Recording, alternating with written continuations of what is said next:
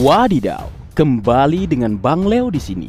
Langsung saja, kembali spoiler One Piece chapter 1045 sudah keluar Leo. Dan ada hal yang wajib kita bahas bersama. Hal tersebut adalah mengenai buah iblis kapten tercinta kita, yang semula kita tahu adalah buah iblis tipe Paramecia, Gomu Gomu no Mi. Namun diungkapkan ternyata adalah Zoan mitologi, Hito Hitonomi model Nika. Si Baka Sencho juga belum tahu nih. Jurus terbarunya aja tetap makai Gomu Gomu no. It's okay lah, karena memang Zoan mitologi Hito Hitonomi model Nika ini memang punya kemampuan karet atau Gomu. Jadi sah-sah saja Luffy menamai jurusnya Gomu Gomu no, meskipun pada akhirnya nanti dia mengetahui kebenaran buah iblisnya bukan Gomu Gomu no Mi. Kalau boleh kusebut buah iblis 2-in-1, ya karena memang seperti yang dikatakan Kaido di spoiler chapter 1045, jika buah iblis Luffy tidak biasa, boleh deh kiranya kita sebut spesial, karena bisa mengubah sekitarnya menjadi karet seperti Paramecia, tetapi juga mengubah penggunanya seperti Zoan. Jadi pas saja jika bahkan dalam Blue Deep disebutkan sebagai Gomu Gomu no Mi, karena ya kekuatannya memang Gomu atau karet. Dan itulah alasan sampai sekarang pemerintah dunia bisa menutupi kebenaran sebenarnya dari buah iblis tersebut. Dan sedikit informasi lagi, ini hal yang dibahas brotherku, sebut saja Jinbe. Dia mengatakan, bagi yang masih menanyakan kok iso Gomu Gomu jadi Hito Hito, kok iso Paramecia jadi Mythical Zoan. Jadi di dalam databook Blue ada ensiklopedia tentang buah iblis. Nah di halaman itu databook menjelaskan tentang buah iblis, tetapi gambarnya adalah buah Gomu Gomu. Tetapi di sini tidak ada penjelasan tentang buah Paramecia dan Logia. Hanya ada di bagian bawah yang mengatakan ada buah tipe Zoan dan menandai buah Gomu Gomu pada garisnya. Dan semua orang tak menyadarinya saat diterbitkannya buku ini, termasuk Mimin. Dari sini bisa menjadi dasar dan alasan bagi Oda Sensei tentang buah iblis Luffy selain yang pernah kita bahas sebelumnya. Kemudian selanjutnya ada yang menarik lagi mengenai buah iblis Luffy. Saat Awakening, Luffy telah menjadi Joy Boy. Luffy telah menjadi Sun God Nika atau Sang Dewa Matahari Nika. Nah dalam manga One Piece chapter 287, saat seorang wanita akan ditumbalkan oleh penduduk Sandora, saat wanita tersebut dibawa ke altar, disebutkan beberapa dewa mulai dari Dewa Matahari, Dewa Hujan, Dewa Hutan, dan Dewa Bumi. Apakah ini ada kaitannya dengan sosok Luffy yang kini telah menjadi Sun God Nika atau Dewa Matahari? Jika memang ini berkaitan, berarti apakah nanti bakalan ada sosok lainnya yang memiliki kekuatan bak Dewa Hujan, Dewa Hutan, dan juga Dewa Tanah? Menarik untuk ditunggu. Tapi ini hanya berupa opini atau dugaan semata untuk saat ini ya Leo.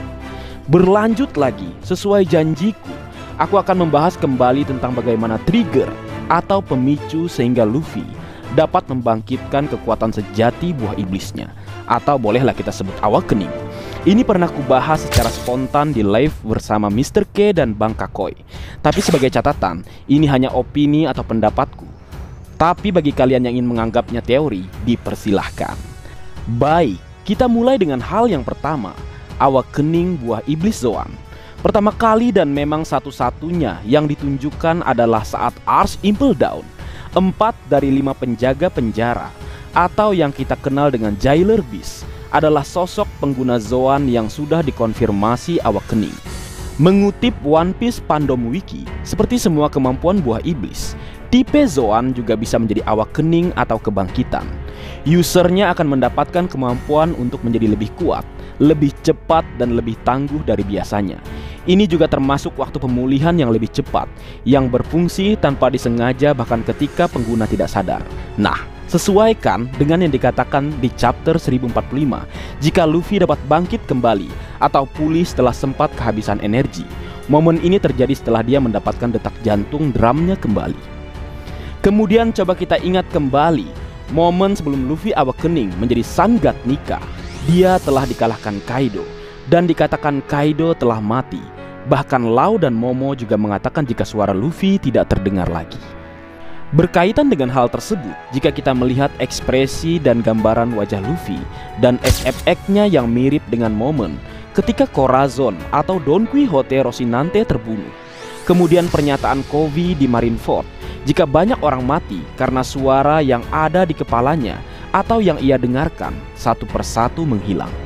Jadi Luffy saat itu benar-benar mati seperti yang dikatakan Kaido, dan yang dibenarkan oleh Law dan Momonosuke jika suara Luffy menghilang.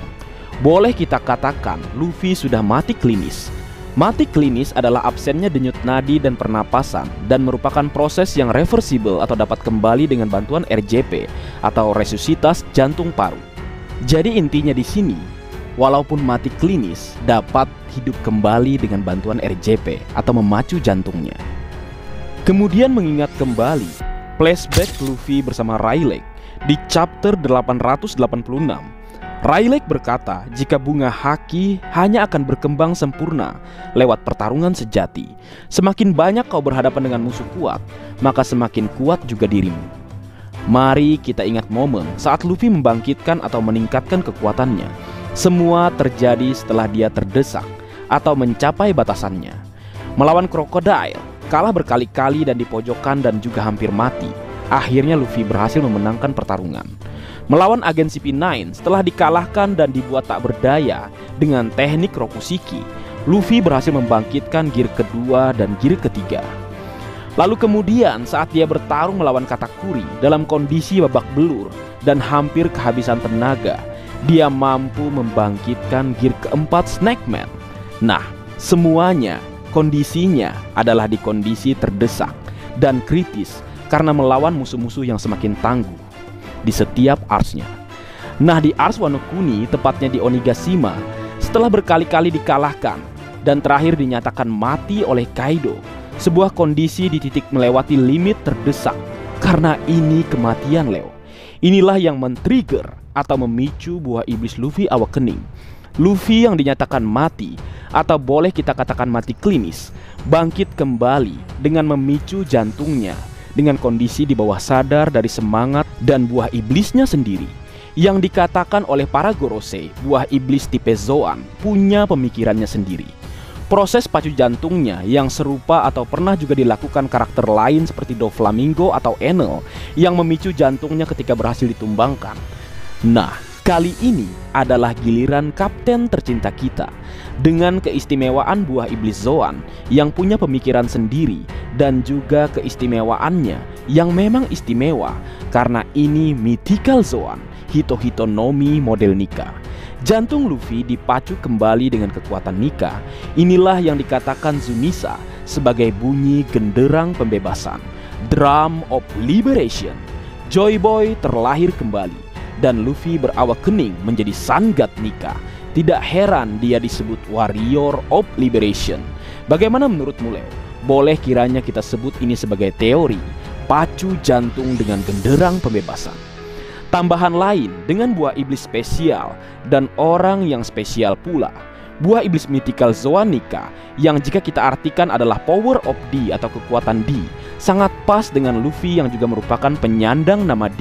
Sehingga Warrior of Liberation telah terlahir kembali. Joy Boy telah kembali. Wadidaw, bagaimana menurutmu Leo?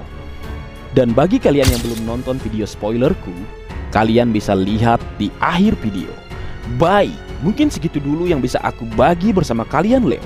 Semoga kalian terhibur dengan apa yang aku buat dalam kesempatan kali ini.